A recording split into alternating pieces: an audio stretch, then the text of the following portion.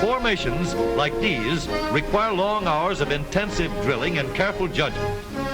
When the troop goes around the corner, the riders on the outside of the turn have to adjust their speed to keep even with the riders on the inside. The man on the outside has to ride a lot farther and a lot faster in order to keep up with the parade. The outside wheels must spin faster than the wheels on the inside because they have a greater distance to travel in the same length of time. When a wagon turns a corner, the wheels can travel at different speeds because each one can turn freely on the axles. And in the early automobiles, the rear wheels turned separately and only one wheel was connected to the engine. But when only one wheel was driven by the engine, it had to do all the work, and it couldn't get a good enough grip on the road to do its job properly. So the one-wheel drive was soon out of date. But if two wheels are locked on an axle so that they are not free to turn separately, one or the other has to slide. So engineers had to find a way to connect both rear wheels to the engine without sliding and slipping on turns. The device which makes this possible is a part of the rear axle. It is called the differential because it can drive the rear wheels at different speeds. The differential looks complicated, but once we understand its principle, it is amazingly simple. These two wheels are mounted on separate axles and supported by a frame so that they can revolve freely at different speeds.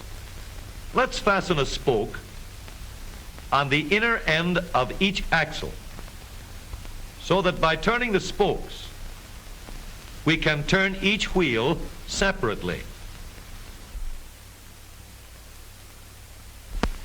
With a bar or crosspiece, we can turn both wheels in the same direction at the same rate of speed. Let's get something to hold this bar in place so that it will press against the spokes. Notice that this support is not locked to the axle. It turns freely. Now we can spin the wheels by rotating the support. This is fine as long as both wheels are able to turn at the same speed. But let's see what happens when we go around the corner. With this arrangement, we cannot drive one wheel faster than the other. And if we stop one wheel, the other wheel won't budge. Let's put this bar on a pivot so that it can swing in either direction.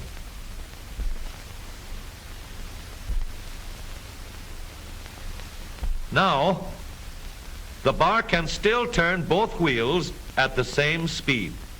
And because it pivots, it lets one wheel turn even when the other is stopped.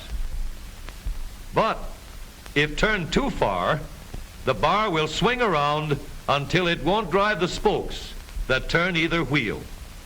We need another crossbar and more spokes to carry on the job. When we stop one wheel, the crossbars will continue to push the spokes of the free wheel around. As long as both wheels are free to turn, the bars do not swing on their pivot and the wheels move at the same speed. Now we have the working principles of a differential. To adapt the model for use in an automobile, we will have to make a few changes. In order to reduce the jerky action caused by wide spaces between the spokes, we will put in more spokes. Further filling in the spaces between the spokes gives steadier, more continuous action, and changing the shape gives firm, constant contact. Now we can make the gears thicker and stronger, and we have differential gears. The edges are cut so that they will fit together more smoothly and silently, and another gear is added to share the work of driving the axles. The principle is the same. In order to turn the support and drive the wheels, we can fasten a large gear here, connected by a smaller gear to a source of power.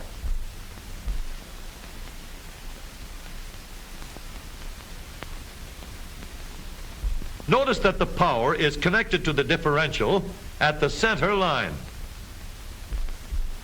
We can make our model more compact by moving the gears closer together. When we put our differential in an automobile, we have to leave room for the drive shaft, which carries the power from the engine. We may build the floor of the car above the drive shaft.